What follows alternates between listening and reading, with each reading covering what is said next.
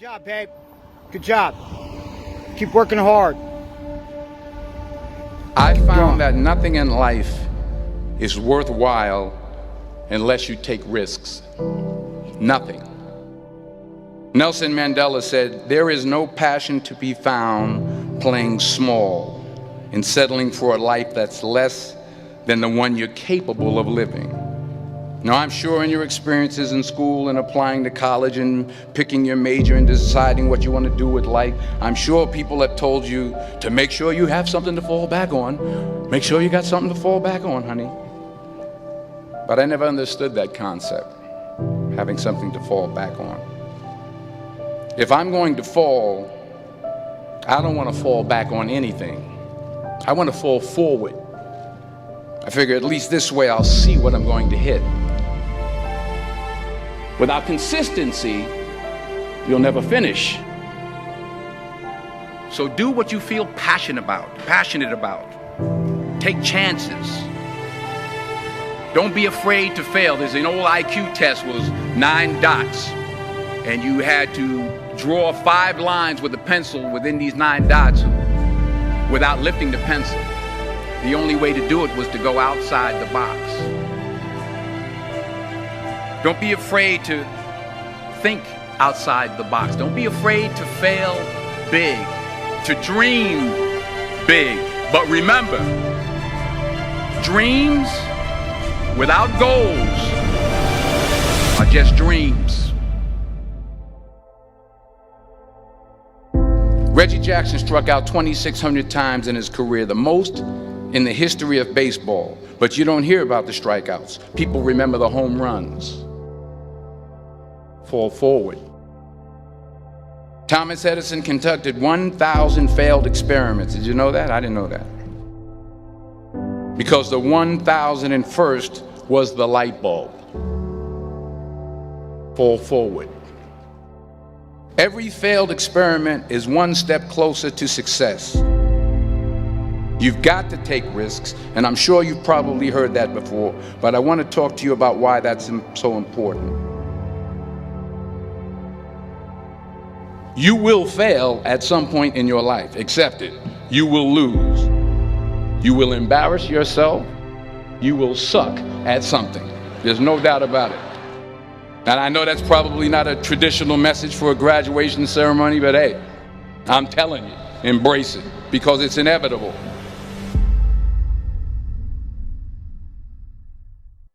In the acting business, you fail all the time. Early on in my career, I auditioned for a part in a Broadway musical. Perfect role for me, I thought, except for the fact that I can't sing. I didn't get the job. But here's the thing. I didn't quit. I didn't fall back. I walked out of there to prepare for the next audition, and the next audition, and the next audition. I prayed.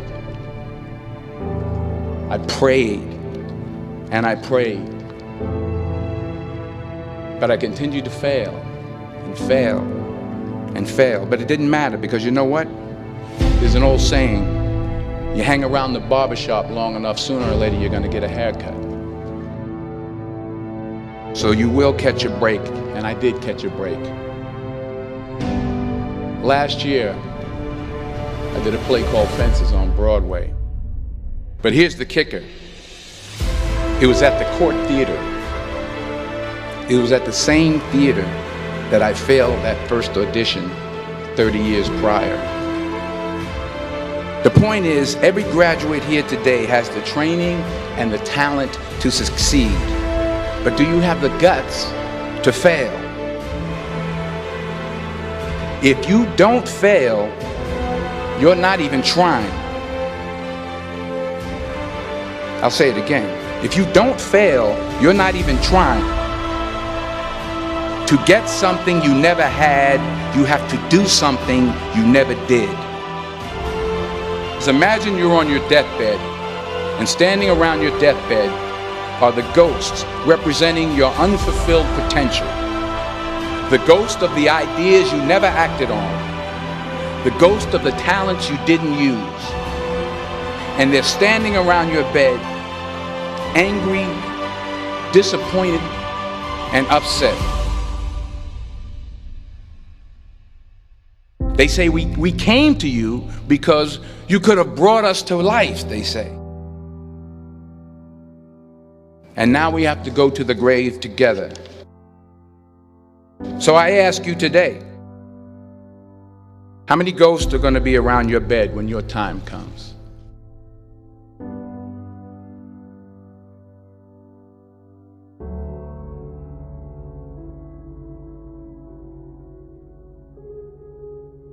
I just got back from South Africa. It's a beautiful country, but there are places there with terrible poverty that need help. And Africa is just the tip of the iceberg. The Middle East needs your help. Japan needs your help. Alabama needs your help. Tennessee needs your help. Louisiana needs your help. Philadelphia needs your help.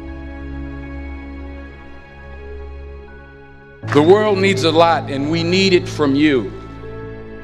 We really do. We need it from you young people. I mean, I'm not speaking for the rest of us up here, but I know I'm getting a little grayer.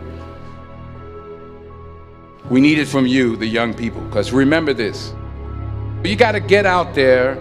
You got to give it everything you got, whether it's your time, your talent, your prayers, or your treasures.